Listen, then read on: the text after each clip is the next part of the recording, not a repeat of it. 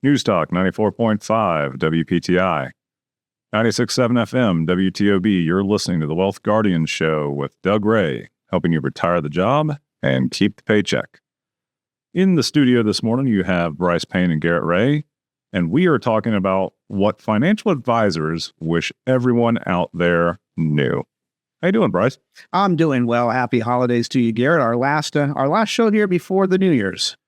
I know. This 2024 is running out here. This is the last one before a new calendar year. All said and done, yep. And we had our wonderful annual client Christmas dinner. We did. Last week was a blast, as it always is. Well, how many? 230 yeah. clients came. That was great over at Legacy Stables in Winston-Salem. And, I understand this is the first time this is happening to you, Garrett, and it is an easy mistake to make, but you said, welcome to the Wealth Guardians radio show with Doug Ray. We have to, from now on, say, welcome to the Wealth Guardians show with Lord Doug Ray. Yes. My gift to Doug was a title ship to Sealand, where it is now Lord Alan Douglas Ray and Lady Sharon Ray. Yeah, that's right. So Lord and Lady now. Anyway, thank you all for joining us on this holiday weekend. We are glad that you are here, and we hope that you are staying warm and that your holidays are everything you want to be. Let's go ahead and do our Wealth Guardians service salute here, Garrett, on probably the most important weekend that we remember our men and women in uniform. Yeah, as we get close to this holiday season, we just want to give a quick recognition and shout out to our men and women in uniform, our first responders throughout our community. The holidays just aren't the same without you guys out there protecting us and looking out for us. So thank you very much for all that it is that you do. And of course, the families that support those wonderful men and women. Thank you very much. Yeah, this is the toughest time of year to be separated from your family. So if you're out there not with your family, we do extend our deepest gratitude to you.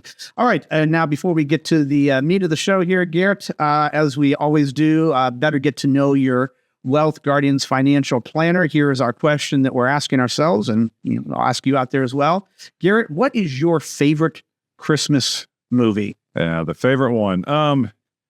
For me, it has to be the original Grinch story. Okay. Dr. Seuss Grinch, the animated one, the cartoon one. I know there's several different versions of the movie. No, I just want the original Christmas. Yep. I like that. In fact, my wife and I watched that last week. So there is a little known follow-up to that was the Grinch on Halloween. Oh, really? Yeah, I've got it recorded, and it probably only played 1 or 2 seasons back there in the early 70s, and they decided never to play it again. It's really interesting if you can find it out there. Okay. Now, for me, what's my favorite Christmas movie? I don't know that you could argue that this was a Christmas movie, When Harry Met Sally, but it is of that time of year. A good portion of the movie takes place at that time of the year, and it's about family and all of that. So if you can count that, then that would be it. If not, then it's got to be Elf with Will Ferrell. Oh, sure. And just Elf is great. Brilliant movie. All right, very good. Well, let's go ahead and get started here. Now that we know what our favorite Christmas movies are, what financial advisors wish every investor knew? So here you go. Imagine you could read your financial advisor's mind before you even walk through the door for the first time. What would they want you to know? So in this episode, we bring you the game-changing insights that financial pros wish every saver and investor understood. Mm-hmm. And so number one here, we wish everyone knew what they're truly paying for when it comes to their investment portfolio. Yeah. This is a big one. So much so, Brice, that for folks that we sit down with, we have an entire meeting that's dedicated to a very large portion of this, and that is understanding what the true costs of your investments are. Folks are oftentimes familiar with an advisory fee that they may pay a financial planner or financial advisor, and that's all well and good. Although for most people, that is not all of the costs that they're paying. They're likely paying a 12B1 fee in their mutual funds. Okay. Yep. The 401k. They also have management fees associated with mutual funds. Many people, the majority of their investments are in mutual funds because that's what they're exposed to in their 401k. Oftentimes it's the only investment option you have. But they may not read the full prospectus of that mutual fund and understand what the management fees of the mutual fund managers inside that We do run into folks that have variable annuities, and variable annuities are pretty notorious for having pretty high fee structures. So, that type of investment can certainly serve a purpose, but you need to understand what you're paying when you get into it. So, yeah, and that's one of the comparisons that we do. If we're going to make recommendations to somebody who's going through the planning process with us, and we see that there can be some improvements to either their tax mitigation strategy, their distribution strategies, or their portfolio allocation, we want them to understand what their current allocation looks like, what the pros of it are, what the trade-offs are, what the fees are.